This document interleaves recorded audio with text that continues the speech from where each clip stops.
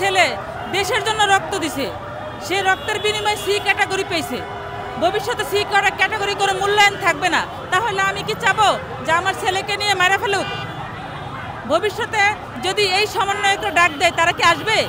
বলবে যে আমাদের খাতা থেকে লিস্টি থেকে আপনারা নাম করে দিয়েছেন, কিন্তু সরকারের লিস্টিতে আমাদের নাম থাকবে আজীবন, কিন্তু আমরা সুযোগ সুবিধা পাবো না।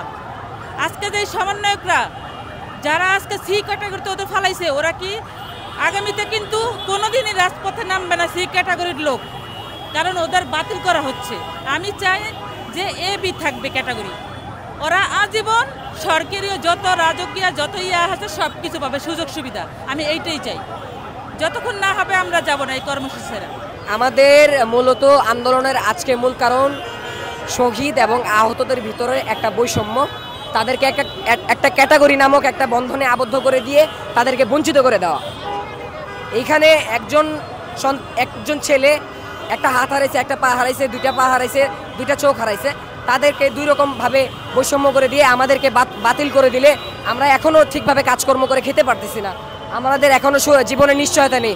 আমরা মামলা মোকদ্দমা করছি, বিভিন্ন মানুষরা আমাদেরকে থাকতে দিবে না, এলাকায় থাকতে দিবে না, বের করে দিবে, মৃত্যুর হুমকি দিচ্ছে।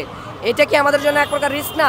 তো আমাদের একটাই কথা, যে দাবি একটাই, যে আমরা দুইটা ক্যাটাগরি চাই। একটা এ ক্যাটাগরি, যারা একমাত্রই কাজ করে খেতে পারে না তাদেরকে একটা ক্যাটাগরি দিতে হবে, এবং যারা বি ক্যাটাগরির ভিতরে হবে এটার মধ্যে আপনার সব আহত থাকবে, তাদেরকে একটা অ্যামাউন্ট দেওয়া হবে, আর এ ক্যাটাগরির একটা অ্যামাউন্ট দেওয়া হবে, এবং তাদেরকে একটা আর্থিক সহায়তার দুই রকমভাবে দেওয়া হবে। আরেকটা বিষয় বলতে চাই, যে যেহেতু আমাদের জীবনের নিরাপত্তা খুবই প্রয়োজন আহতদের জন্য, কারণ বলা যায় না কখন কি হয়ে যায় আমাদের জীবনের জন্য। কারণ মানুষ তো যারা সমন্বয় যারা আছে, যারা রাজনীতি করতেছে, তাদেরকে তো আপনারা বলতে পারেন যে তাদেরকে তো আর ক্ষতি করতে পারবে না, কারণ তাদের সাথে প্রশাসন আছে, বাট আমাদের সাথে তো প্রশাসন নেই।